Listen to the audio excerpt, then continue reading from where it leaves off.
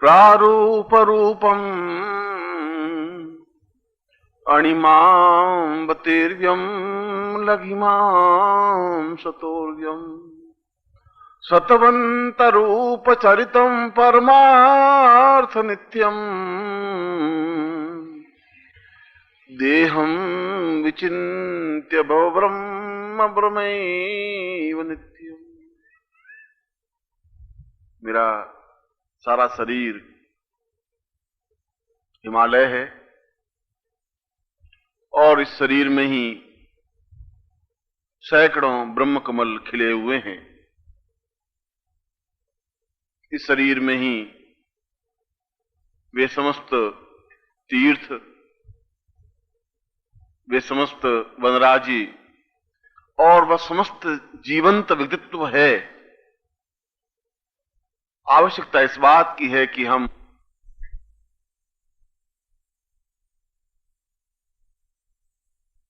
जीवन के उन स्थलों को पहचाने और जीवन के उन समस्त हिमालय को जागृत कर सकें, उत्कृष्ट कर सकें, उत्तप्त कर सकें, जिससे कि हम अपने आप में पूर्ण ब्रह्म स्वरूप बन सकें और जीवन के उस असीम आनंद को अनुभव कर सकें जो हमारे जीवन का सत्य है।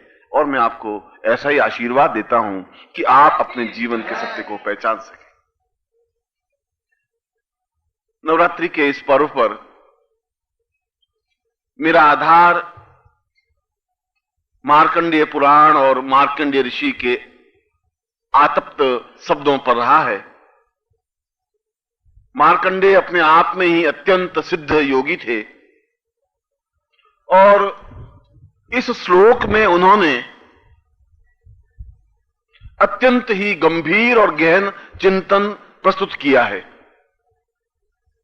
ऊपर से देखने पर इस श्लोक में कोई विशेषता नजर नहीं आती।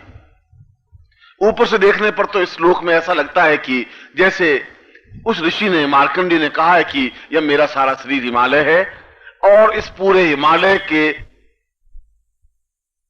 को, पहाड़ों को, पर्वतों को, पठारों को और मल को पहचान सकूं, उत्तप्त कर सकूं, उत्कृष्ट कर सकूं, जागृत कर सकूं और जीवन के उन सत्यों को पा सकूं जिन सत्यों को ब्रह्म कहा गया है। यह इसका सरलार्थ है। मगर क्या इस श्लोक और इस सत्य को या इस चिंतन को स्पष्ट करने के लिए ही मार्कंडेय जैसे विचारशील व्यक्तित्व ने ऐसे श्लोक की रचना की? शायद इसमें और कुछ गूढ़ चिंतन है। और शंकराचार्य ने इसी श्लोक को आधार बना करके एक संपूर्ण ग्रंथ की रचना की जिसको ब्रह्म सूत्र कहा गया। एक श्लोक पर पूर्ण ब्रह्म सूत्र जैसे ग्रंथ की रचना की गई। अवश्य ही इस श्लोक में कुछ विशेष चिंतन है, उस विशेष चिंतन को हमें समझना चाहिए। मार्कंडेय ने कहा है कि हम और जो हम जिस प्रदेश में रहते हैं वह प्रदेश अपने आप में ही पूर्ण आर्यावर्त है। हमारा सारा शरीर अपने आप में आर्यावर्त है और इस शरीर को समझने की क्रिया अपने आप में अत्यंत महत्वपूर्ण है। सुबह मैंने प्रवचन में आपको एक सतोवन के बारे में समझाया और ये बताया कि स्वर्गारोहण अपने आप में ही जीवन की एक महत्वपूर्ण घटना है। यदि आप कभी बनारस जाएं या इलाहाबाद जाएं तो वहां दोनों स्थानों पर अक्षय वट है और वहां पर आज से 100 साल पहले उस अक्षय वट पर चढ़ करके व्यक्ति नीचे कूद करके अपने प्राणों को समाप्त कर देते थे, इसलिए कि वे अक्षय वट से कूद करके यदि मृत्यु को प्राप्त होते हैं तो सीधे स्वर्ग में जाते हैं, ऐसी उनकी मान्यता थी। और मीरा के एक गीत में कहा गया है कि करवत लूंगी काशी, मैं काशी में जाकर के अपने शरीर को कटाना चाहती हूं। वहां पर एक समय बहुत बड़ी आरी होती थी, जैसे लकड़ी को काटते हैं, और उस आरी पर व्यक्ति लेट जाता था और दूसरी आरी से पूरे शरीर को काट डालता था और उनकी ऐसी मान्यता थी कि इस प्रकार से भी स्वर्ग प्राप्त हो सकता है। मगर ये सब कुछ बाद में भक्ति काल में ये सब तथ्य स्पष्ट हुए। सुबह मैं जो कुछ बता रहा था कि उस भगवती तपोपंथ, उस तपोवन में, उसके प्रसिद्ध और अद्वितीय मंदिर में जब मैं बैठा तो कुछ ऐसा लगा कि जैसे वास्तव में ही पूरा जीवन मेरे सामने साकार हो गया है। यद्यपि उससे पहले मैं अपने जीवन के कई ऐसे सत्य, जिनको हमने ब्रह्म सत्य कहा है, जिसको सूत्र सत्य कहा है, जिसको आत्म सत्य कहा है, जिसको वेदांत सत्य कहा है, जिसको तथ्य कहा है, उन सारे सूत्रों को, उन चिंतनों को, उन साधनाओं को मैं समझा था, उनके सूत्रों को समझा था, उनके भाष्यों को समझा था और उस नवाण मंत्र को पूर्ण रूप से आत्मसात किया था। मगर मैं आपको यह बात बताऊं कि नवाण मंत्र को पूर्ण प्रामाणिक ढंग से और चैतन्य ढंग से, सजीव ढंग से मैंने उसी मंदिर में समझा। यद्यपि इससे पहले उस दुर्गा सप्तशती को पूर्ण कंठस्थ किया था और इतना कंठस्थ था कि यह पूरा मार्कंडे पुराण कंठ में समाहित था। आज भी उस मार्कंडे पुराण को प्रारंभ से अतः से लगा करके इति तक मैं निश्चित रूप से सुना सकता हूं, एक ही सांस में। मगर इतनी साधनाओं के बाद भी इस छोटे से नवाण मंत्र की पूर्ण विराटता में से नहीं समझ पाया था। उस विराटता का बोध मुझे उस मंदिर में ही हुआ। और क्यों हुआ? मैं सुबह एक बातचीत में, आपके प्रवचन में अंतर्गत एक बात, अपने तथ्य को, क्योंकि गुरु का तात्पर्य यह होता है कि अपने जीवंत और शाश्वत अनुभवों को अपने ही अनुभवों से पका करके, देख करके फिर अपने शिष्य के सामने स्पष्ट करें। और मैं सुबह इस बात को स्वीकार करने मुझे कोई संकोच नहीं था कि मैं उस स्वर्गारोहण की जो सीढ़ियां, बर्फ की ऑटोमेटिकली सीढ़ियां हैं, उस सीढ़ियों पर चढ़ने का मैंने प्रयास किया। यह देखा कि कितना चढ़ सकता हूं। यदि स्वर्ग है तो वास्तव में स्वर्ग है या केवल क्या तथ्य है, और ये सीढ़ियां प्रकृति की बनी हुई हैं तो कितनी सीढ़ियों पर चढ़ सकते हैं।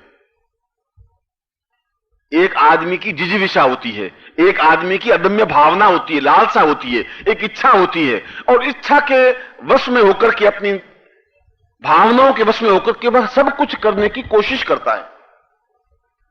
और मैंने कहा कि सुबह एक सीढ़ी पर तो मैंने पांव रखा और अपने पूरी ताकत, अपनी पूरी क्षमता, आप कल्पना करें कि उस समय जवानी का पूरा प्रवाह मेरे साथ था, पूरा जोश था, और उस पूरे प्रवाह और जोश के साथ में दूसरी सीढ़ी पर चढ़ा तो सही, मगर तीसरी सीढ़ी पर नहीं चढ़ पाया। मुझे इस बात को स्वीकार करने में कोई संकोच नहीं है। मैं आपको ऐसा नहीं कह सकता कि 15 सीढ़ी चढ़ गया, 20 सीढ़ी चढ़ गया, मैं चढ़ ही नहीं पाया। और मेरे मानस में एक चिंतन आया कि ऐसा क्यों हुआ, क्या बात है, क्यों नहीं चढ़ पा रहा हूं। जब मैं इतना पूरे 27 मील के हिमखंड को पार करके जब मैं यहां आ सकता हूं, और ऐसे हिमखंड जो बिल्कुल 2-2 क्षण में टूटते हैं, जो सूर्य की गर्मी पड़ती है तो खड्ड बन जाते हैं, और ऐसे खड्ड कि पीछे भयंकर खड्ड है और हम जिस उस बर्फ के टीले पर, बर्फ के प्रदेश पर हैं, वहां से आगे चल रहे हैं और दूर से आगे खड्ड बन जाता है। न आप पीछे जा सकते हैं, न आगे जा सकते हैं। बिल्कुल एक ऐसी स्थिति में जहां पर व्यक्ति को महसूस होता है कि मृत्यु क्या है, जीवन क्या है। वह निरंतरता का बोध कराता है, और इसीलिए कहा है कि हिमालय ही बोध करा सकता है कि मृत्यु क्या, कितनी दूरी पर है। मगर जो भूखंड, जो हिमखंड एक क्षण में अलग हो जाते हैं, दूसरे भूखंड जुड़ भी जाते हैं। यदि आप उस टूटते हुए बर्फ के टुकड़ों को देखें और जुड़ते हुए देखें तो अपने आप में एक अनुभव है। तो 27 मील उस भूखंड को जो पार कर सके, देख सके, और उस तपोवन को, उस तपोपंथ को देख सके, उस मंदिर की और ऋचाओं को सुन सके, वह क्यों 2 सीढ़ी के बाद ही तीसरी सीढ़ी पर नहीं चढ़ पाया। और मुझे उस दूसरी सीढ़ी पर पांव तो रखा, पूरे शरीर को भी खींच करके डाला अपने पूर्ण ताकत के साथ। ऐसा तो क्या है, ऐसा क्या हो गया है? मगर ऐसा लगा कि जैसा मेरा शरीर 5000 मण वजन का हो गया। अब एक छोटा सा शरीर उस 5000 मण जितने वजन को, और मैंने अपनी मंत्र को एक क्षण में, जब मृत्यु सामने आती है तब आदमी के सामने सारा जीवन एक बार आंखों के सामने घूम जाता है। आपने किसी मरते हुए व्यक्ति को सही ढंग से देखा नहीं, आपने मृत्यु को तो देखा होगा, कि चाचा जी मर गए या दादाजी मर गए, मृत्यु के क्षणों को नहीं देखा होगा। जब आदमी मरता है तब आप उसकी आंखों की तरफ ताकिए, चाहे वो स्त्री हो चाहे पुरुष हो, और निश्चय ही मृत्यु के 1 या 2 या 3 मिनट पहले, 2-3 मिनट, उसके जीवन की सारी घटनाएं उसके आंखों के सामने कौंध जाती हैं, घूम जाती हैं चलचित्र की तरह। जो उसने बचपन में अच्छे काम किए, बुरे काम किए, गंदे काम किए, घटिया काम किए, ईश्वर चिंतन किया, जो कुछ भी किया, और कई लोगों के देखे होंगे उसी क्षण में आंखों में से आंसू निकलने लग जाते हैं, और कई लोगों के चेहरे खिल जाते हैं जिन्होंने जीवन में जैसे कार्य किए हैं, उन पाप कर्मों को करने के बाद, उस समय जब पाप कर उसके सामने मैंने इतना छल किया, उसको धोखा दिया, उसको विश्वासघात किया, ये काम किया, और उसके सामने आंखों की आंसू की धारा बहने लग जाती है। और घर वाले कहते हैं रो मत, आप कोई बात चिंता मत करो, आपका सब ठीक करेंगे। ब्राह्मणों को बोलो आप कोई दादाजी चिंता मत करो, हम सब आपके साथ बैठे। दादाजी खुद रो रहे हैं अपने कर्मों को याद करके। मृत्यु उसके सामने साकार होती है। और मैंने ज्यों ही उस शरीर से वापिस, पहले सीढ़ी पर पांव रखा तो शरीर वापिस हल्का, और मंदिर तक पहुंचा तो मैं बिल्कुल यथास्थिति में था, वैसा ही। ये घटना तो घटी, मगर इस घटना का जरूर कोई को कारण होगा। उसमें बैठा, उस तपोवंत के सामने बैठ करके पूरे शंकराचार्य के उस अष्टक को उनको सामने इस स्तोत्र में सुनाया। कपाली मातुम में वर वरद रूपम प्रणवती, सयाद्री रूपम तम अविचल मरेर्वा व्यतिक्रम, सतोवंतम पूर्णां सतत सहितं पूर्ण सहितं, क्षम शिवं पूर्णाव्यै सतवतन सेव्यै सतव्रती। पूरे स्तोत्र को 108 पद, और पूरे 108 पद उतने ही समुद्र ध्वनि में, एक आनंद और एक मस्त और लहरी में सुनाए कि क्या कारण क्या है। और मुझे पहली बार इस बात का एहसास हुआ कि नवारण मंत्र के माध्यम से व्यक्ति उन 8 सिद्धियों को प्राप्त कर सकता है जिनको अणिमार, महिमार, गरिमा और लघिमा कहा गया है। उस मंत्र के ही प्रभाव से शरीर अत्यंत ही भारी हो जाता है, और उस मंत्र के ही प्रभाव से शरीर अत्यंत ही लघु या सूक्ष्म बन जाता है, या वायु वेग का बन जाता है। ये ऑटोमेटिकली एक चिंतन मन में विचार आ रहा है उनका कि ऐसा तो कैसे हो सकता है। नवारण मंत्र के मैंने अनुष्ठान किया है, नवारण मंत्र को पढ़ा है, उसके एक एक अक्षर, एक एक विनियोग को किया है। एंग और रींग और क्लींग और चा और मू और डा और ये और वी और चे, उन सभी नवारण मंत्र का पूरा विनियोग अन्वय किया है। ऐसा कैसे हो सकता है। और मुझे वहीं पर उस रम्य घाटी में एहसास हुआ कि केवल जो कुछ अनुष्ठान किया गया वही नवारण मंत्र नहीं है, इसके आगे भी नवारण मंत्र की बहुत बड़ी स्थितियां हैं, बहुत बड़ा चिंतन है। क्योंकि मैंने श्लोक में जिस मार्कंड ने कहा कि हमारे अंदर ही ब्रह्म कमल पूर्ण रूप से विकसित होना चाहिए, और जब अंदर का ब्रह्म कमल पूर्ण रूप से विकसित होगा तब हम उन तीनों स्थितियों को प्राप्त कर लेंगे। यदि आपने पौराणिक काल में पढ़ा हो और देखा हो तो भगवान विष्णु लेटे हुए हैं शेष नाग की सैया पर, और लक्ष्मी उनके चरणों में बैठी हुई पांव दबा रही है, और उनकी नाभि से कमल की दंडी निकल रही है, और वह कमल विकसित हो रहा है, उसके ऊपर ब्रह्मा बैठे हुए। ऐसे चित्र आपने देखे होंगे, पौराणिक काल में पढ़ा होगा। और यह ब्रह्म कमल विकसित होता है प्रत्येक मानव के शरीर में से भी, क्योंकि ऐसा होने पर ही वह स्वयं विष्णु रूप बनता है, पौष्टिकता देने वाला। लक्ष्मी निरंतर उसके चरणों में बैठी रहती है, और वह स्वयं उत्पत्ति कर्ता बन जाता है।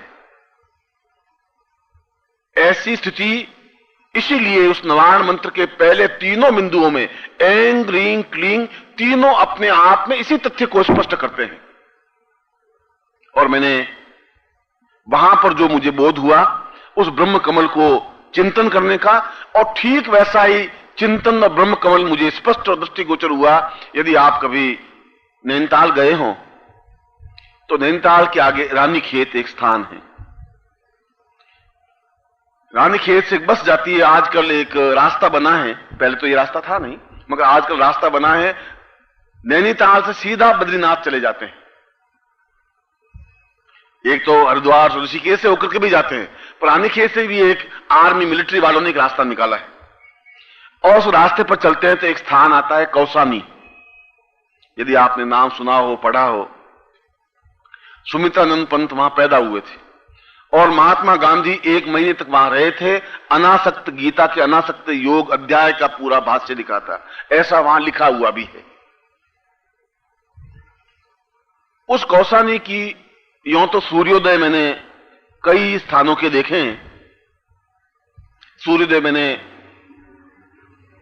उस चामुंडा देवी मंदिर के पास में देखा है, सूर्योदय मैंने मानसरोवर तट पर खिला हुआ देखा है, और कन्याकुमारी का भी मैंने सूर्योदय और सूर्यास्त मैंने देखा है। आबू के भी सूर्योदय सूर्यास्त देखे हैं, और ऐसे कई सूर्योदय हैं, मगर कौसानी का सूर्योदय भी अपने आप में एक अद्वितीय है। और लोग सुबह उठ करके उस सूर्योदय को देखने के लिए आते हैं। ऐसा लगता है कि उस बिछी हुई पूरे बर्फ पर 7 रंग अपने आप में प्रकृति ने खिल दिए हों। एक रंग, फिर उसके साथ दूसरा, तीसरा, पूरा इंद्रधनुष बिछ जाता है। प्रकृति को कभी देखने की जरूरत है। प्रकृति तो दोनों हाथों से अपने सौंदर्य को लौटाती भी है, मगर देखने की आंखें भी चाहिए और स्थान भी चाहिए। उस बस से आप तो बद्रीनाथ चले जाते हैं, मगर देखने की चीज और है। उस कौसानी से केवल 6 किलोमीटर 6 मील दूर एक और स्थान है। वह स्थान नीलकंठेश्वर महादेव का स्थान। वहां के लोग उस मंदिर को, उस स्थान को देखते हैं, जानते हैं। और मैं सोचता हूं कि संसार का अपने आप में एक अद्भुत अनिवर्चनीय स्थान है। ठीक वैसा ही जैसा मैंने सतोवन में जो वातावरण देखा, वहां पर जैसी वेद की ऋचाओं को मैंने अपने कानों से स्वतः प्रकृति निर्मित उन ऋचाओं को सुना, और जिस प्रकार से नवारण मंत्र का मूल भाष्य जो भी मैं आपके सामने स्पष्ट कर रहा हूं समझ में आया, ठीक वैसा ही वातावरण वहां पर भी उस नीलकंठेश्वर स्थान के आसपास भी देखने को मिलता है। यदि वहां नहीं जा सके तो यहां तो जा ही सकते हैं। ठीक वैसा ही, और मानसरोवर जिस प्रकार का मूल मानसरोवर है, उसका अगर लघु रूप बना दे तो ठीक वैसी झील, प्रकृति निर्मित झील, और स्वतः बर्फ से निर्मित अद्भुत अनिवर्चनीय शिवलिंग। मैं सोचता हूं कि अपने जीवन में मैंने तो सैकड़ों बर्फ से बने हुए शिवलिंग देखे हैं, केवल अमरनाथ की गुफा में नहीं देखा। इसके अलावा भी उस राक्षस ताल के पास भी शिवलिंग बना हुआ देखा है, जो रोज बनता है, 51 फुट 52 फीट ऊंचा, और रोज मिटता है।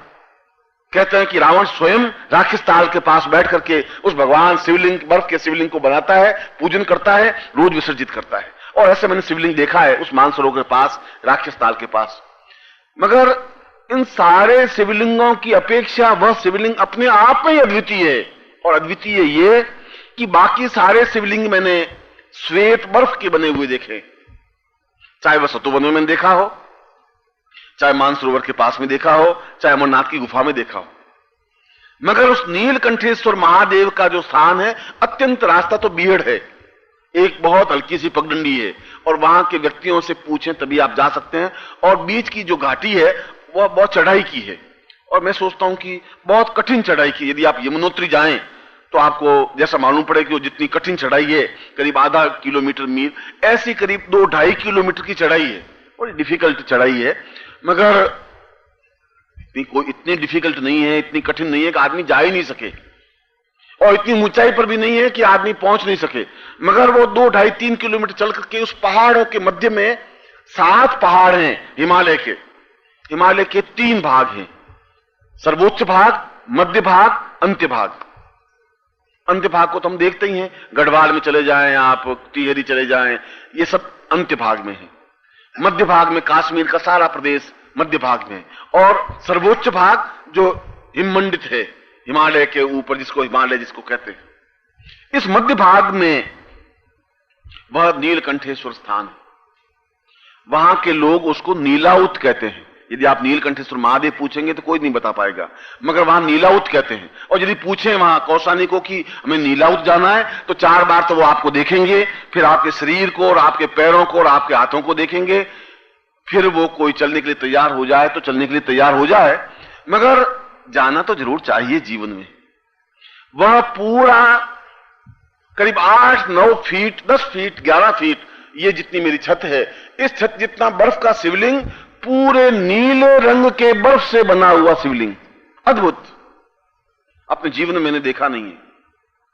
मैंने तो स्विट्जरलैंड में भी, जहां पर कि टिटनिस ले जाते हैं, वहां पर भी उस शिवलिंग को देखा है, बर्फ के बने हुए स्वतः, जहां बर्फ प्रकृति काम करती है तो वहां भी बनते हैं। मगर बर्फ तो स्वच्छ होती है, सफेद होती है, नीले, बिल्कुल नील वर्ण का, जैसे आपने माला देखी बिल्कुल ऐसा। और ऐसी बर्फ, उसके आसपास का सारा प्रदेश सफेद है, सारी भूमि सफेद बर्फ से ढकी हुई है, सारा बर्फीला रास्ता है। मगर वह नीलकंठेश्वर अपने आप में पूरे नीले रंग का शिवलिंग अपने आप में अद्भुत, अनिवर्चनीय है। मैं सोचता हूं कि बहुत दूर नहीं है, नैनीताल तो आपके पास में और कौसानी तक बस जाती है, और 6 मील का ही तो रास्ता है, कोई बहुत अत्यंत वियर्ड रास्ता भी नहीं बता रहा हूं। मगर आप देखें इसकी विशेषता एक और, वह तो है ही, मगर उसकी विशेषता यह है कि वहां जब आप बैठे तो स्वतः ध्यानस्थ प्रक्रिया बन जाती है, और कहीं नहीं बन सकती, तपोवन में भी नहीं बनती। स्वतः ध्यानस्थ आप बैठे और बैठते डूब जाते हैं, अपने ध्यान में लीन हो जाते हैं। मेरी बात सुनकर के शायद आपको कितना भरोसा आएगा, मगर मेरी राय में आपको अपनी जिंदगी में इस चीज को तो देख ही लेना चाहिए। मानसरोवर तो कभी भाग्य हो और जाएं, सतोवन तो कभी आपका सौभाग्य उदय हो तो जाए, मगर यह तो बहुत सीधा साधा रास्ता है। वहां पर आदमी अपने आप में ध्यानस्थ हो जाता है, और सबसे बड़ी बात कि उन अद्भुत ऋचाओं को, जो शिव से संबंधित ऋचाएं हैं, वे ऋचाएं अपने आप में पूरी कानों में सुनाई देती है। ओम नमः संभवाय च मयो भव य च नमः शंकर, सीधी ऋचाएं। और जब मैं वहां बैठा, वह जो मेरे साथ ग्रामीण था, उस ग्रामीण ने काफी ही उल्लेख करने के बाद तो मुझे ले गया, मैं तो बहुत पहले की बात बता रहा हूं। उस ग्रामीण को मैंने कहा तुम बैठो, मैं उस मंदिर की, उसने कहा कि मंदिर में जाओगे तो मर जाओगे आप, स्वामी जी आप अंदर मत जाओ। मैं क्यों मर जाएंगे? उनका यहां मर जाते हैं, बख्श लेते हैं, यहां पर इनके गण हैं, वे गण आदमी को खा जाते हैं। मैंने कहा कि अगर भगवान शिव मुझे बख्शण ही कर लें तो इससे बड़ा तो जीवन का कोई सौभाग्य ही नहीं होगा। मैं कहा तुम बख्शण करने दे। उसने मेरा हाथ पकड़े, मैं उसको खींचूं, वो मुझे खींचे, वो सोचे कि ये बेचारा सन्यासी मर जाएगा, ये मूर्ख है, गधा है, समझता नहीं है। मैं उसको कह रहा हूं कि मैं इस नील वर्ण कंठ को देख के अगर मैं पास में नहीं बैठूं तो जीवन का कुछ मकसद नहीं। और मैंने उसको पूछा, मैंने कहा ये आवाजें सुन रहे हो तुम? अब उसको ऋचाओं का तो कुछ ज्ञान था नहीं, जीवन में उसने मंत्र सुने नहीं थे, मगर उसने कहा कि यहां पर ऊपर मार्ग से यक्ष, जो भगवान शिव के जो गण हैं, वे घूमते रहते हैं और आपस में लड़ते रहते हैं, उनकी आवाज। वो अपने ढंग से बात कर रहे, क्योंकि वहां पहाड़ी लोग तो 2-2 मिनट में लड़ते हैं, वो एक दूसरे से लड़ते हैं। और ये बात भी डेफिनेटली मैंने देखा है। एक और बात कि वहां पर उस नीलकंठे पर जाने पर मुझे 4-5 बार जाने का मौका मिला, कोई एक बार ही नहीं, मैं तो उसकी घटना बता रहा हूं। उस रास्ते पर 6 मील के रास्ते में करीब 4.5 मील या 5 मील तक जाते हैं तो बीच में एक टुकड़ा आता है करीब 1000 गज का। पूरा रास्ता करीब 1 मील तो पूरा बर्फीला ही रास्ता, पहाड़ी रास्ता है, बर्फ का रास्ता है। मगर वो जो 5 या जो 2 फरलांग जितना रास्ता है, वो रास्ता ऐसा है, उस रास्ते पर पांव रखते पूरा शरीर क्रोधित हो जाता है गुस्से में। एक बार मेरे साथ 4-5 ग्रामीण थे, और वे किसी अपनी मनोती जब मानते हैं और जब उनकी मनोती पूरी हो जाती है तो फिर 2-2, 4-4 के झुंड में जाते हैं, क्योंकि एक झुंड में जाने पर वो गण उनको खा जाते हैं ऐसे। क्योंकि उस समय बड़े ही भालू और रीछ और शेर और व्याघ्र बहुत अधिक थे, और किसी समय भक्षण हो जाता था। शायद उसी डर के मारे ग्रामीणों में यह आस्था, यह चिंतन रहा होगा।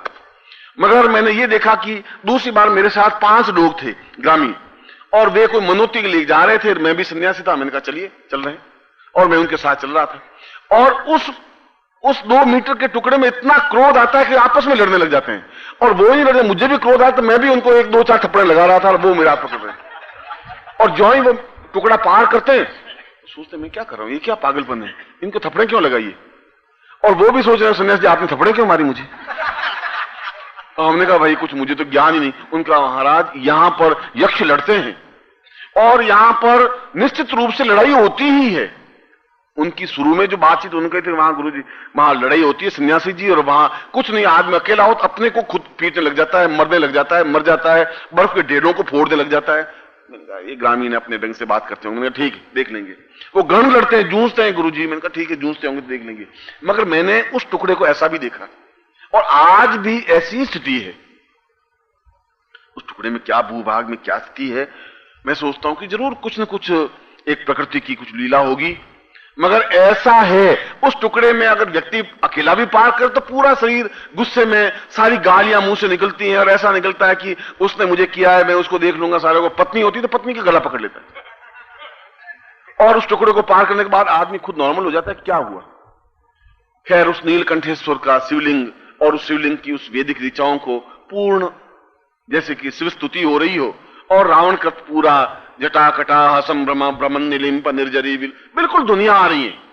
ऐसा लग रहा है यदि आपने यदि पहले सुनी हुई हो तो फिर आपको स्पष्ट हो जाएगा कि ये दुनी वो है। यूं तो आपके पास मंत्र सुने तब आप कंफर्म नहीं कर सकती कौन सा मंत्र है, क्या दुनी है। वहां पर भी उस नीलकंठेश्वर महादेव के सामने जो ताल है वह ठीक पूरे मानसरोवर का एक छोटा सा भाग है और पूर्ण रूप से ब्रह्म कमल विकसित है। ऐसे सुंदर कमल, अब मैं आज की घटना तो नहीं कर सकता, ताल तो जरूर होगा ही। अब ब्रह्म कमल इस समय विकसित हो रहे हैं या नहीं, मगर उस समय मैंने ब्रह्म कमल 1 मीटर लंबा चौड़ा फूल होता है।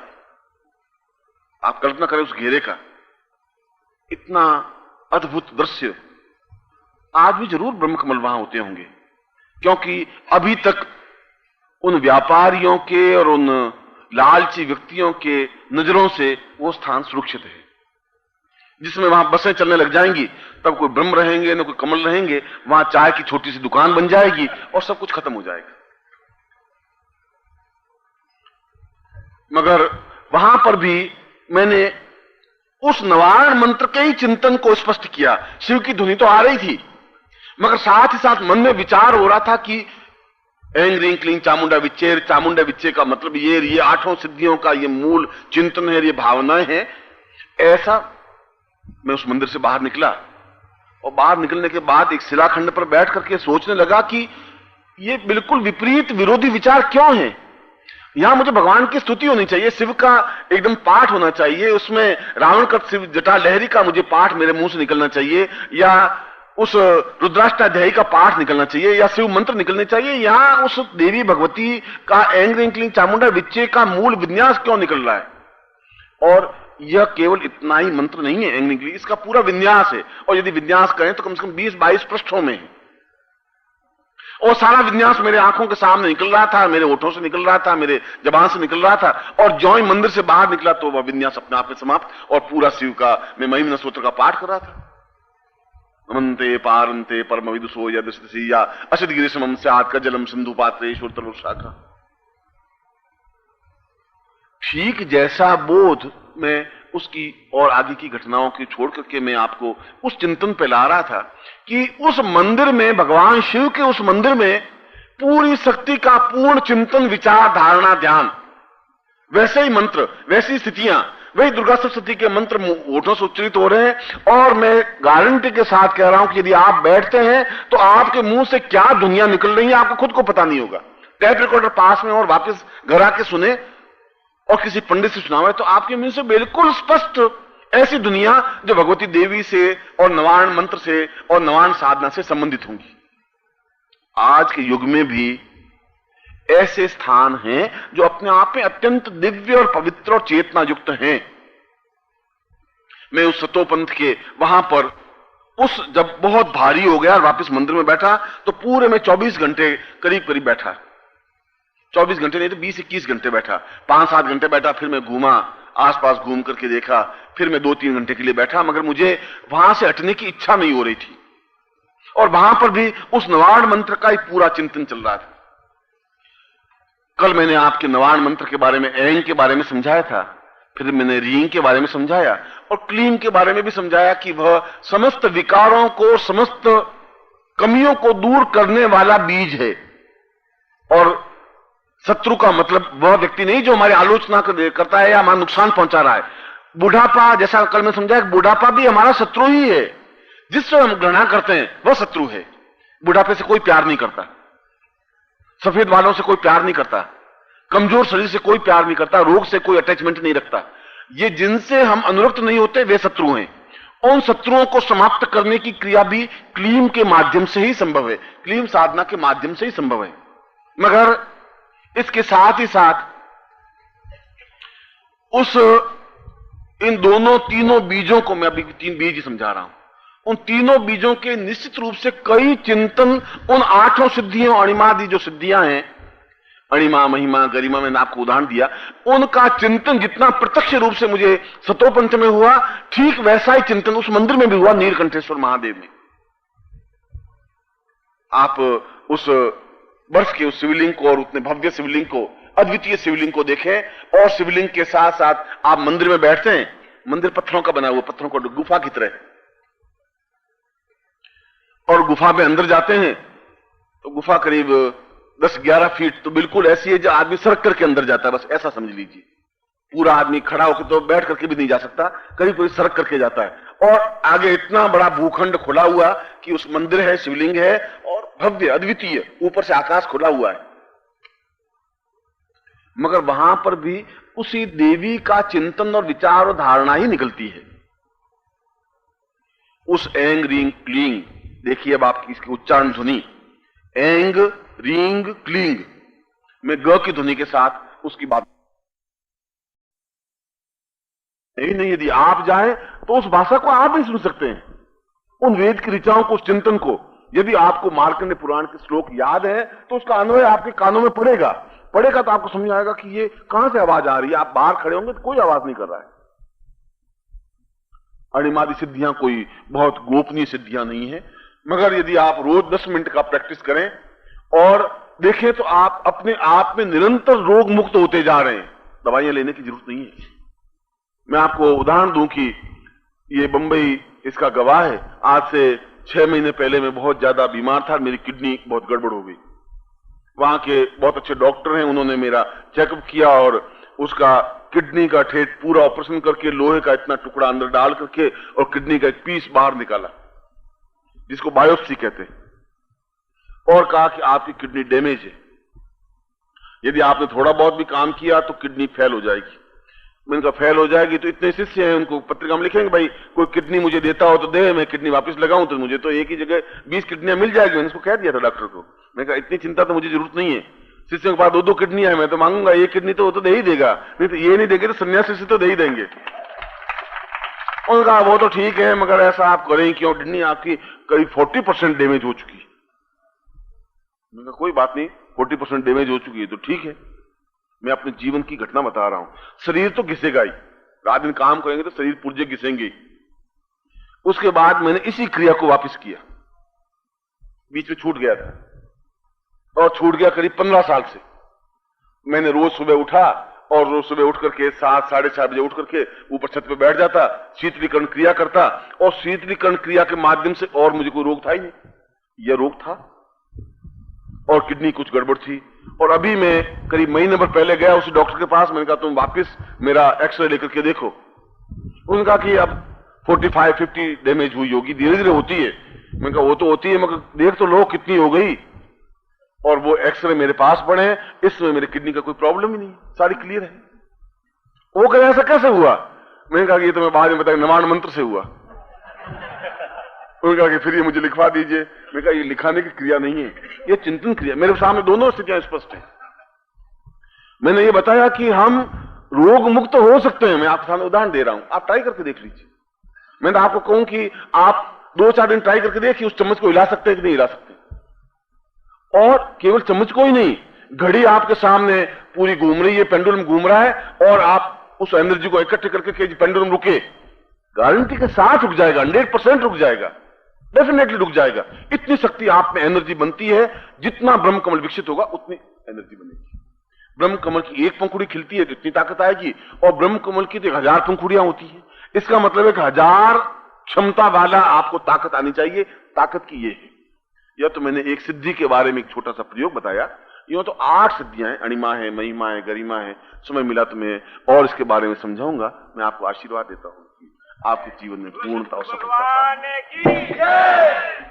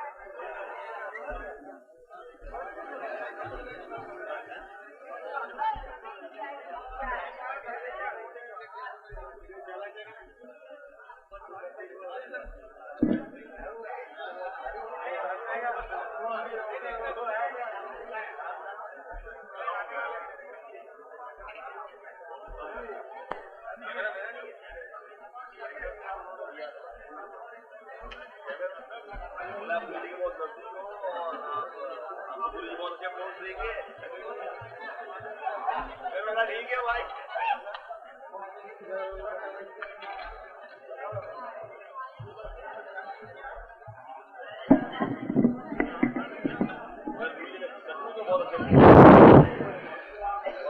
देखिए, सवेरे आपने जब मंत्र जाप के लिए सवेरे बैठेंगे तो शीतलीकरण क्रिया के माध्यम से ही नवायण मंत्र का आप अभ्यास जरूर करेंगे, क्योंकि प्रातः जब आप 5 बजे अपने आसन पर आते हैं तो वह सबसे सुंदर बेला है इस शीतलीकरण क्रिया के लिए।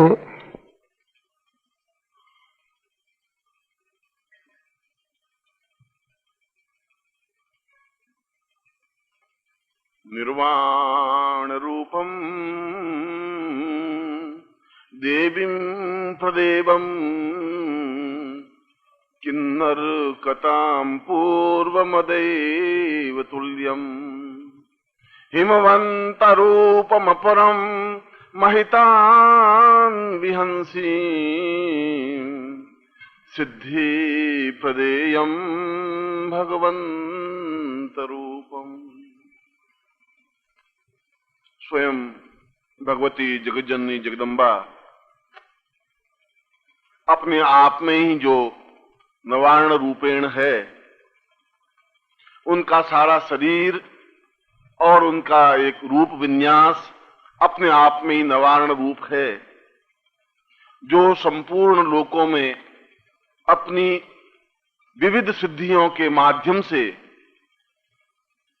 जो पूरे संसार का भरण पोषण और पूर्णता और सफलता और श्रेष्ठता देने में समर्थ है, ऐसी ही जगत जननी भगवती जगदम्बा को मैं प्रणाम करता हुआ आपको आशीर्वाद देता हूं कि आप पूर्ण सिद्धि प्राप्त बने। यह श्लोक मैंने मार्कंडेय सूत्र से लिया है। मार्कंडेय ने 108 उपनिषदों में अत्यधिक महत्वपूर्ण उपनिषद मार्कंडेय उपनिषद है। उपनिषद का मतलब है पास में बैठना, उपनिषद, और नजदीक आना। जो कुछ मंत्र हैं, जो कुछ व्याख्याएं हैं, वे सामान्य व्यक्ति के समझ में नहीं आती। उन मंत्रों के गूढ़ अर्थ को जब नहीं समझता तो और नजदीक लाने के लिए या उस ज्ञान को और नजदीक पहुंचाने के लिए जिन सूत्रों की रचना की गई उनको उपनिषद कहा गया। उपनिषद का व्याकरणगत अर्थ है बिल्कुल घुटने से घुटना सटा करके बैठने की क्रिया, इसको उपनिषद कहते हैं। और पूरे भारतवर्ष में 108 उपनिषदों की रचना हुई, इसीलिए हमारे माला के मनकों में भी 108 का महत्व है, यज्ञ में भी 108 कुंडों का महत्व है। इसका तात्पर्य है वह माला जब हम गले में धारण करते हैं तो इस बात के लिए धारण करते हैं कि हम 108 उपनिषदों को हृदयस्थ करें, समझें। यह उसका एक चिंतन है, एक विचार है। यदि हम यज्ञोपवीत धारण करते हैं तो यज्ञोपवीत के तीनों सूत्र, 3 धागे इस बात को बराबर हमें याद दिलाते हैं, और याद दिलाने के लिए ब्रह्म सूत्र है कि हमारे ऊपर 3 ऋण हैं, देव ऋण, पितृ ऋण, मानव ऋण। उन तीनों ऋणों को हमें उतारना है। 24 घंटे हमारे हृदय की धड़कन के ऊपर वो तीनों धागे खड़े रहते हैं। बाएं कंधे पर यज्ञोपवीत रहता है और हार्ट हृदय से ऊपर से जाता हुआ हर हृदय की धड़कन के साथ वो याद दिलाता है कि हमें जीवन के इन तीनों ऋणों को पार करना है। और वह माला भी इस बात को याद दिलाती है कि हमारे जीवन के 108 उपनिषद हैं, उन उपनिषदों को सीखना, समझना, अध्ययन करना चाहिए। ये अलग बात है कि हम उनको समझ नहीं सके। कैसे अध्ययन करें? घुटने से घुटना सटा करके, बैठ करके सीखें और समझें और चिंतन करें, मनन करें। इस मार्कंडेय सूत्र में, इस मार्कंडेय उपनिषद में, इस श्लोक में उस मार्कंडेय ने भगवती जगदम्बा का जो स्वरूप विन्यास खींचा है, उसमें ऐसा नहीं कहा कि तुम्हारी आंखें बहुत सुंदर हैं। शंकराचार्य ने तो सौंदर्य लहरी, पूरी सौंदर्य लहरी लिखी। और मैं सोचता हूं कि संसार की सर्वोत्कृष्ट पुस्तक है सौंदर्य लहरी। यदि आप उसमें भगवती जगदम्बा का पूरे रूप का वर्णन है, इतना सुंदर, इतना अद्भुत, एक सन्यासी होकर के भी इतना सुंदर वर्णन जगदम्बा का कर सकता है, ऐसी कल्पना नहीं की जा सकती। सौंदर्य लहरी, एक लहर के समान पूरे जगदम्बा के शरीर का विन्यास किया गया है। तुम्हारी नासिका कैसी है, तुम्हारी आंखें कैसी हैं, तुम्हारे लहराते हुए बाल कैसे हैं, तुम्हारी भुजाएं कैसी हैं, और पूरा वर्णन एकदम से ऐसा लगता है कि जैसे हम खो जाते हैं। इससे ज्यादा सौंदर्य वर्णन हो ही नहीं सकता। मगर मार्कंडेय ने कहा है कि हे मां जगदम्बा, तुम बहुत ही अत्यधिक सुंदरवान हो, अत्यधिक सुंदर हो, इतने सुंदर कि जैसे नवार्ण मंत्र सुंदर है। इसका मतलब है कि नवार्ण मंत्र वास्तव में अत्यधिक सुंदर है। और सुंदर का मतलब गोरा रंग नहीं, सुंदर का मतलब बहुत बड़ी बड़ी आंखें नहीं। सुंदर का तात्पर्य है जो क्षण क्षण में आनंद प्रदान कर सके, वह सुंदरता है। क्षणे क्षणे यन्नवताम उपेति तदैव रूपम रमणीयतायाम, जो क्षण क्षण में सुंदरता दे सके, आनंद दे सके। एक ही बार हम जब कश्मीर में जाते हैं, काश्मीर में, तो क्षण क्षण में प्रकृति बदलती रहती है। कभी एकदम से झूमती हुई प्रकृति ऐसी दिखाई देती है, कभी पुष्प खिले हुए, कभी बगीचे की तरह खिला हुआ मैदान, और निरंतर परिवर्तित प्रकृति है, इसलिए वो अत्यधिक सुंदर है। नदी बहती हुई बहुत सुंदर लगती है। कितनी सुंदर नदी बह रही है, इसलिए कि क्षण क्षण परिवर्तित है। एक पड़ा हुआ तालाब का पानी सुंदर नहीं हो सकता, एक रूप सुंदर नहीं हो सकता, क्योंकि वह तो खत्म होता जा रहा है। जो निरंतर देखने में क्रियाशील हो। और उस मार्कंडेय ने कहा कि नवार्ण मंत्र जितना सुंदर है, क्योंकि वह निरंतर परिवर्तित है, क्षण क्षण में परिवर्तित है। ऐसा परिवर्तित जो पूर्ण आनंद दे सके। मैंने इस प्रवचन के प्रारंभ में आपको सुख और आनंद का अंतर कल समझाया था। और ऐसा मार्कंडेय ने उस सूत्र भाष्य को लिखा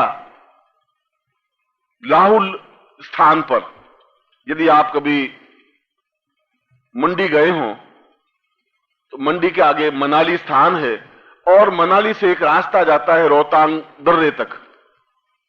बड़ा ही करीब 6-7-8 हजार फुट या 9 हजार फीट ऊंचाई पर है, और इतना ठंडा और उस ठंडी हवा कि आदमी ज्यादा समय तक रुक नहीं सकता। एक अत्यंत ही आनंददायक स्थान है। और वहां से एक रास्ता जाता है, वहीं पर व्यास नदी, व्यास खोड़ कहलाता है, जहां से व्यास नदी का उद्गम है। मैं अभी 1.5 साल पहले जब वहां शिविर लगाया तो रोहतांग तक वापिस गया देखने के लिए। अब तो उस रोहतांग दर्रे में मैं सोचता हूं कि वह प्राकृतिक सुषमा नहीं रह गई जो थी। अब तो वहां चाय की 2-3 होटलें बन गई हैं, कैंटीन, और एक स्थान जहां पर व्यास नदी निकलती है। मगर जो मनाली के पास व्यास नदी बहुत तेजी से बहती हुई आपको दिखाई देती है, उसका उद्गम स्थान रोहतांग के पास में है। और रोहतांग से रास्ता जाता है लद्दाख की तरफ, और वहां से रास्ता जाता है लाहुल स्फीति की तरफ। आपको ज्ञात होना चाहिए कि लाहुल 2 व्यक्तियों, 2 विद्वानों को पैदा करने वाली धरती है, मार्कंडेय ऋषि को और पाणिनि को, जिसने पूरे वैदिक संस्कृत का व्याकरण लिखा, भाष्य लिखा, लघु सिद्धांत कौमुदी के माध्यम से। उस मार्कंडेय ने इस ब्रह्मसूत्र भाष्य को, मार्कंडेय भाष्य को वहां लिख करके और यह देखा कि यह जो मैंने नारायण मंत्र की पूर्ण व्याख्या की है, क्या वह बहुत अधिक सुंदर है, और अगर सुंदर है तो इसकी क्या व्याख्या है, क्या महत्व है। और उस सुंदरता को देखने के लिए मार्कंडेय गए गढ़वाल स्थान तक। गढ़वाल टिहरी उसकी मूल राजधानी है, थी कोई टाइम। और यदि आप गढ़वाल जाए ऋषिकेश से ऊपर होते हुए, तो मैं सोचता हूं कि संसार का सबसे सुंदर स्थान गढ़वाल प्रदेश है, जिसको परियों का देश कहा गया है। और पूरा महाभारत का जितना संग्राम, जितना संघर्ष, जितना स्ट्रगल महाभारत में हुआ है, वहां पर गढ़वाल से ही, टिहरी से थोड़ी दूर पर एक स्थान है, लाखा का डांडा। यदि उधर के रहने वाले लोग हों तो उनको मालूम होगा। लाक्षागृह का जो नाम आपने सुना कि जहां पांडवों को उसके अंदर बंद करके आग लगा दी थी, वो लाखा का डांडा स्थान वहां है। और गढ़वाल की दो विशेषताएं और है। एक विशेषता तो यह कि दुर्योधन के 100 से ज्यादा मंदिर गढ़वाल स्थानों में हैं। दुर्योधन के मंदिर, जैसे भगवान राम के और कृष्ण के मंदिर हैं, वहां दुर्योधन को भगवान मान करके पूजते हैं। सैकड़ों मंदिर हैं, 100 से ज्यादा मंदिर होंगे दुर्योधन के। और दूसरा, वहां के आदिवासियों में आज भी यह प्रथा है कि एक स्त्री 5 पति रखती है। ऐसे कई गढ़वाल के ग्रामीण स्थानों में आज भी जिस स्त्री के 5 पति नहीं होते, उसके मां बाप बहुत दुखी होते हैं कि क्या हुआ, अभी इसके एक हुआ, फिर दूसरा, फिर तीसरा, और 5वां पति कहने के बाद ही वह सुहागिन कहलाती है।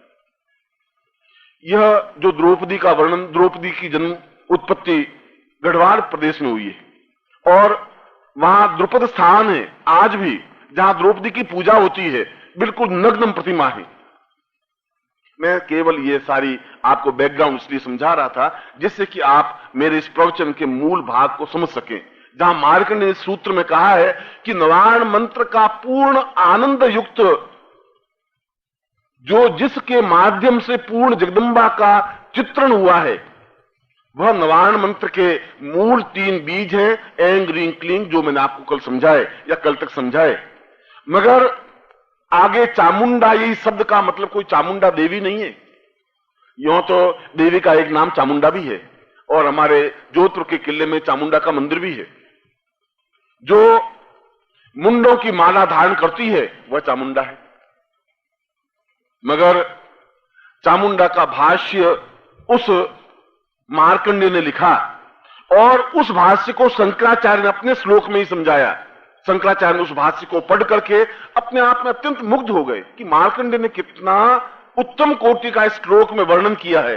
और उस श्लोक पर, चामुंडा शब्द पर, उस चामुंडा शब्द पर शंकराचार्य ने अत्यंत भव्यता के साथ उसका विन्यास करते हुए लिखा है, चामुंड रूपम अपरम महितम वदेवम सिद्धिर्वदैप्त वरितम सहदेव रूपम मुंडम वताम च परिवाम मदवैव रूपम यैकार रूपीम भगवंत नित्यम। यह अगर जीवन में पूर्ण आनंद और पूर्णता प्राप्त करनी है, और जीवन का पूर्ण आनंद जब हम सिद्धि पुरुष बन सकें, हम मनुष्य नहीं बन सके, हम मनुष्य तो हैं ही, हम पुरुष भी हैं, हम पुरुषोत्तम भी हैं, मगर सिद्धि पुरुष बन सके। सिद्धि पुरुष जो अपने आप में पूर्ण पुरुष है, जिसमें अपने आप में क्षमता है। कल भी मैंने आपको अत्यंत गोपनीय तथ्य क्रियान्वित करके यह समझाया कि किस प्रकार से अणिमा सिद्धि हम इस नारायण मंत्र के माध्यम से प्राप्त कर सकते हैं, क्रिया के माध्यम से, कौन सी मुद्रा के माध्यम से। और मैंने कहा कि आप इस युग में भी आप उसको ट्राई करके, एक्सपेरिमेंट करके देख सकते हैं। देखें, जो कुछ भी साधना स्थलियां हैं, वे भी इसी प्रकार से इन सिद्धियों को प्राप्त करते हैं। इस पूरे नवरात्रि के 9 दिनों में, 8 दिनों में आपके लिए 2 महत्वपूर्ण प्रयोग हैं। एक प्रयोग तो जो कल मैं आपको सतोपंथ प्रयोग संपन्न करवाऊंगा, वो इसलिए मैंने कल के लिए रखा जिससे कि मैं आपको पूर्ण दीक्षा दे सकूं, और पूर्ण दीक्षा के देने के साथ साथ आप सिद्धि पुरुष बन सकें। और दूसरा प्रयोग पूर्ण अष्ट सिद्धियों की पूर्ण सिद्धि प्राप्त कर सके। 8 सिद्धियों को कहते हैं अणिमा महिमा चैव गरिमाम लगिमाम तथा प्राप्ति प्राकाम्य चैव च अष्ट सिद्धिं प्रकीर्तिता। 8 सिद्धियां जिसके माध्यम से, जैसा कि मैंने कल बताया, कि उस श्वास को हम पूरा पीते हैं, वायुमंडल में जो कुछ व्याप्त है, वायुमंडल में निरंतर ध्वनियां गुंजरित होती ही रहती हैं। आप कहते हैं कि इसकी कोई प्रमाण है, और मैं आपको यह कहता हूं कि आप यहां टेप रिकॉर्डर मेरे पास रख दीजिए, रेडियो रख दीजिए, और मैं बंबई यहां से 1100 किलोमीटर दूर जो बंबई है और वहां लता मंगेशकर जो गाना गाती है, उसको मैं उस ध्वनि को यहां पकड़ करके आपको सुना दूंगा। इसका मतलब है कि इस पर्दे के आसपास वह ध्वनि गूंज रही है और उस ध्वनि को मैंने उस रेडियो के माध्यम से पकड़ा है। बीच में कोई तार नहीं है, मगर वह ध्वनि तो गुंजरित है ही।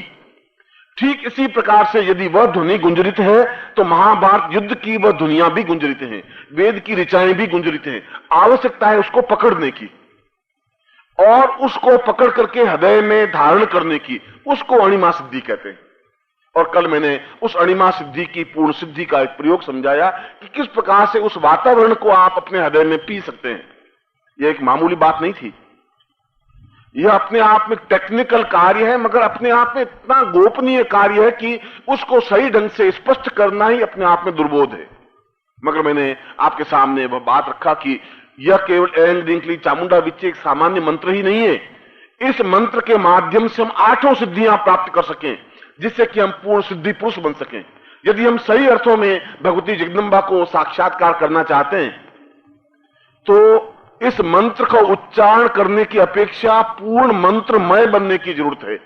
और मार्कंडेय यही कह रहा है कि भगवती जगदम्बा आपका पूर्ण सुंदरता नवाण मंत्र का वेश विन्यास है। जैसे नवाण मंत्र है वैसे ही आपका स्वरूप है। यदि मैं नवाण मंत्र लिखूं तो उसको लिखने पर जो चित्र का बिंब बनता है वह भगवती जगदम्बा का चित्र बिंब बनता है। आपने कभी चित्रकार या मार्कंडेय, खैर वो पुस्तक तो प्रकाशित नहीं होगी, मगर उन्होंने जो चित्र अंकित किए हैं, आप कभी गढ़वाल में जहां पर भगवती जगदम्बा का नवाण मंत्र है, नवाण मंदिर है, और गढ़वाल के केवल 11 किलोमीटर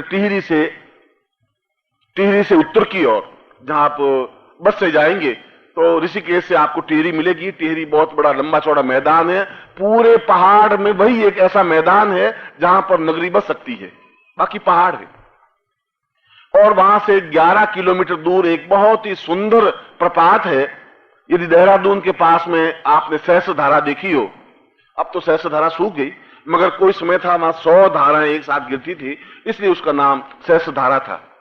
और वह नवाण मंदिर अपने आप में इतना अद्वितीय मंदिर है कि पहाड़ों के बीच में वह मंदिर है और 9 झरने चारों तरफ से गिर रहे हैं, और 9 झरनों के बीच में, उस जल के बीच में एक मंदिर बनवाया हुआ है जो टिहरी के महाराजा ने किसी समय जीर्णोद्धार करवाया था। और आज भी टिहरी में इस बात की व्याख्या है कि संसार का एकमात्र नवाण मंदिर केवल गढ़वाल में है। देखना चाहिए, इतना सुंदर, आज भी वह इतना रमणीक स्थान है कि आपको देखने के बाद अपने आप में एक अद्भुतता, विराटता महसूस होती है कि प्रकृति इतने विराट रूप में नीचे गिर सकती है, आ सकती है, देख सकती है। मगर इतना ही नहीं, इस मंदिर की एक और विशेषता है। उस मंदिर में जो भगवती जगदम्बा की प्रतिमा है, जो सफेद संगमरमर से निर्मित है, वह पूर्ण जैसे नवाण मंत्र लिखा हुआ हो, उस नवाण मंत्र के अंदर पूरी भगवती जगदम्बा की प्रतिमा है। एंग रींग क्लींग चामुंडा यही विच्चे लिखा तो ऐसा गया है। और उस अक्षरों को यदि एक नारी का रूप दे दिया जाए तो उस प्रकार का रूप है। यदि आप दूर से देखें तो जैसे कोई मंत्र लिखा हुआ ऊपर से, एंग रींग क्लींग चामुंडा यही विच्चे। इतना कलाकारी, इतनी अद्भुतता उस समय ही संभव थी। यदि आप अजंता और एलोरा देखें औरंगाबाद के पास जाकर के, तो आपको महसूस होगा कि कितने वर्ष लगाए होंगे उन पत्थरों को खोद खोद करके इतने अद्भुत चित्र बनाने में। सैकड़ों वर्ष लगे होंगे, 1-2 वर्ष की बात नहीं। और उस मूर्ति की अपने आप में एक विराटता है, अद्भुत मंदिर है और अद्भुत वह मूर्ति है। यह हमारा सौभाग्य है कि अभी कोई तस्करों की आंख उस पर पड़ी नहीं है, और जिस दिन पड़ जाएगी उस दिन वो वहां मूर्ति रह नहीं सकती। मैंने पत्रिका में एक बड़ा बहुत ही सुंदर नीले रंग का शिवलिंग, इतना बड़ा, और ऐसा नील रंग का पत्थर मिलता नहीं। और यहां से जोधपुर से करीब 60 किलोमीटर दूर एक स्थान है सतलाना। लूनी से यदि आप जाएं तो बिलड़ी जाएंगे तो आएगा सतलानी, लूनी से अगला स्टेशन है। वहां पर बिल्कुल उपेक्षित शमशान घाट के पास शिवलिंग था, बिल्कुल नील वर्ण का शिवलिंग। मैंने पत्रिका में छापा कि ये 2 साल पहले, कि मैंने कहा कि बिल्कुल सतलाना इतना उपेक्षित स्थान है, मगर वहां पर भी तालाब के किनारे इतना सुंदर भव्य शिवलिंग है जो कि अपने आप में अद्भुत है। और उसके 2 महीने बाद वो चोरी चला गया। ये हमारी ईश्वर की कृपा है कि वह इतना सुंदर मूर्ति, 9 फीट लंबी मूर्ति, और नवाण के भी 9 अक्षर होते हैं। 1-1 फीट में 1-1 अक्षर अंकित है। 1-1 अक्षर में, 1 अक्षर से उनका चेहरा बना है, दूसरे अक्षर से उनकी भुजाएं बनी है, तीसरे से वक्र स्थल बना है, चौथे से उनका उदर बना है, 5वें से उनकी गुह्य प्रदेश बना है, और 9वें अक्षर से उनके चरण बने। ऐसी मूर्ति संसार में बन नहीं सकती, संभव नहीं है। और फिर उस बीच में जहां चारों झरने पड़ते हैं, 9 झरने पड़ते हैं, बीच में मंदिर उठा हुआ है। इतना सुंदर स्थान, उस मार्कंडेय ने नवाण मंत्र को समझने के लिए उस स्थान पर आकर के साधना संपन्न की। वहां पैदा हुआ लाहुल में, और वहां पर आके साधना संपन्न की, इसलिए कि वास्तव में वह स्थान नवाण मंत्र की, मैं तो भक्ति जगदम्बा की बात नहीं कर रहा हूं, मैं नवाण की बात कर रहा हूं। इतनी सूक्ष्म विवेचन आपको किसी ग्रंथ में नहीं मिल सकता। इन स्थानों का वर्णन आपको इतिहास में नहीं मिल सकता। जिन्होंने अपनी आंखों से देखा है वह इसका वर्णन कर सकता है, वह एहसास कर सकता है कि वह मंदिर कितने भव्य। और मैं सोचता हूं कि गढ़वाल में रहने वाले भी या टिहरी में रहने वालों को ज्ञात नहीं होगा कि पहाड़ों के बीच में, यद्यपि वो चढ़ाई बहुत कठिन है, मगर इतनी तो कठिन नहीं है कि हिमालय के ऊपर नहीं पहुंच सकते, तो वहां भी पहुंच सकते हैं। मगर उस मंदिर को, उन बहते हुए झरनों को, उनके बीच में उस नवाण मंदिर को देखना चाहिए। मैं इस श्लोक में जहां ब्रह्म सूत्र का अभ्यास लिखा है, उसमें उसने मार्कंडेय ने एक बात कही है, और जिसको शंकराचार्य ने इस श्लोक में, जो मैं श्लोक आपके सामने सुनाया, शंकराचार्य ने कहा कि वास्तव में ही उस मार्कंडेय ने जहां बैठ करके साधना संपन्न करके उस नवाण मंत्र को आत्मसात किया, जिससे वह सिद्धि पुरुष बने। और शंकराचार्य को भी सदानंद जी ने यही कहा कि शंकर, यदि तुम पूर्ण सिद्धि चाहते हो और मात्र सिद्धि चाहते हो, और यदि तुम सही अर्थों में सिद्धि पुरुष बनना चाहते हो, तो तुम्हें उसी स्थान पे जाना पड़ेगा जिस स्थान पे जाकर के उस सिद्धि को प्राप्त कर सको। और सिद्धि का तात्पर्य उन 8 सिद्धियों को हृदयंगम करना है। 8 सिद्धियां, अणिमा, महिमा, गरिमा, लगिमा, जो आपको बताया, जिसके माध्यम से, अणिमा के माध्यम से हम पूर्णतः रोग मुक्त हो सकें, उसको पी सकें, उनको अपने हृदय में स्थापित कर सकें। और ठीक महिमा का तात्पर्य है अपने शरीर को लघु से लघुतर बना सकें। कैसे बना सकें? उसमें आयुर्वेद के कोई औपचारिकताएं और आयुर्वेद की कुछ दवाइयां तो नहीं लिखी, मगर जिसके माध्यम से पूरे वायुमंडल को पी सकते हैं, उसी माध्यम से अंदर के सारे ब्रह्मांड को बाहर भी निकाल सकते हैं। और इसको कहते हैं क्रौंच प्रयोग, या कहते हैं कि क्रौंच क्रिया। कल मैंने आपको मुद्राएं दिखाई, क्रिया का मतलब मुद्राएं, और क्रौंच मुद्रा का मतलब है जीभ को बिल्कुल वापिस तालू से सटा देना। कल तो मैंने बताया कि जीभ को बाहर निकाल के चंचुवत बना करके उस बाहरी पूरे वातावरण को पीने की क्रिया, जिससे कि शरीर में पूर्ण ऊर्जा, ताकत, क्षमता, चैतन्यता आ सके। रोग मुक्त जब आएगा तो रोग अपने आप निकलेंगे। आप खुद इसको देखें कि आपकी आंखों में कितनी ताकत आ सकती है। जब आपकी आंखों में ताकत आ सकती है तो आपके प्राणों में ताकत आ सकती है, आपके शब्दों में ताकत आ सकती है। और इसमें उस जबान को पूर्ण मोड़ करके वापिस तालू से चिपका देना अभ्यास से तो संभव हो सकता है। एकदम से आप जीभ को थोड़ी सी लेकर तिरछी करेंगे तो एक दिन में तो नहीं, मगर 5, 7, 10, 15, 20 दिन में ऐसा हो सकता है। ठेठ अंदर डालने की जरूरत नहीं है। मगर इस क्रिया को योग में इसको दुग्धेदिनी क्रिया भी कहा गया है। दुग्धदिनी का मतलब जीव को निकाल करके जैसे गायों को दूहते हैं, उसी प्रकार से जीव को दूह करके जीव को लंबी करने की क्रिया करती है। मैं आपको उस योग के उस क्षेत्र में ही डाल रहा हूं क्योंकि यह थोड़ा सा कठिन क्षेत्र है, मगर ऐसा प्रयोग करने पर करीब 8-9 उंगल जीभ बाहर निकल सकती है। जीभ का रोज दुग्ध दोहन किया जाए तो जीभ लंबी होती होती करीब बाहर तक आ जाती है और उसी को लपेट करके वापस अंदर डाल देते हैं। ऐसी क्रिया या जो कुछ जीभ है उसी को थोड़ा सा मोड़ करके और अंदर के श्वास को यदि बाहर निकाला जाए तो धीरे धीरे शरीर गलता गलता धीरे कमजोर होता होता एक क्षण ऐसा आता है कि शरीर बहुत ही सूक्ष्म बन जाता है, अदृश्य हो जाता है। इस बिल्कुल प्रैक्टिकल क्रिया है, एक दिन में तो हो नहीं सकता। आप यदि ट्राई करें तो जीभ को मोड़ भी नहीं सकते, मगर जीभ अगर हाथ मोड़ सकता है, पांव मोड़ सकता है, जीभ भी मोड़ सकती है। जीभ में तो हड्डी नहीं है। यह प्रयोग की बात है। इन 8 सिद्धियों को सिद्धि प्राप्त करने के लिए, ये तो मैंने एक सिद्धि या दूसरी सिद्धि बताई, और यदि हम जीवन में इन चीजों को समझें, सीखें तो सही, अनुभव तो करें, बता तो सकें कि 8 सिद्धियां क्या होती हैं। और 8 सिद्धियों को प्राप्त करने के लिए कोई बहुत कठिन रास्ता नहीं है। यह रास्ता योग के माध्यम से भी है, जैसा कि मैंने बताया कि शरीर को अत्यधिक पुष्ट किया जा सकता है वातावरण को पी करके, जिससे कि यदि बहुत दुबला, कमजोर, अशक्त, वृद्ध शरीर है तो पूर्ण स्वस्थ यौवनवान शरीर बन सकता है। और अगर शरीर है जैसा भी, तो इस क्रिया के दुग्ध दोहिनी क्रिया के माध्यम से जब ऐसे ही करते हैं तो अंदर की वायु एंग रिंग क्लीं चामुंडा विच्चे के माध्यम से बाहर निकालने की क्रिया होती है। उसको पीने की क्रिया, यह वायु बाहर निकालने की क्रिया, और निकलते निकलते शरीर अपने आप में सूक्ष्म होता जाता है और एक स्टेज ऐसी आती है कि अभ्यास के बाद शरीर बिल्कुल अदृश्य हो जाता है। यह ऐसा गुरुजी हो जाता है क्या? और मैं पूछता हूं कि गढ़वाल में टिहरी कोई स्थान है क्या? है। टिहरी अगर है, आपने नहीं देखा वो अलग बात है, और आप जिंदगी भर नहीं देखें, कोई जरूरत तो नहीं आप जिंदगी भर देखें। आप तो अपने घर से बाहर नहीं जाएंगे, हरिद्वार तक भी नहीं जाएंगे, नहीं जाएंगे देहरादून तक। इसका मतलब आपके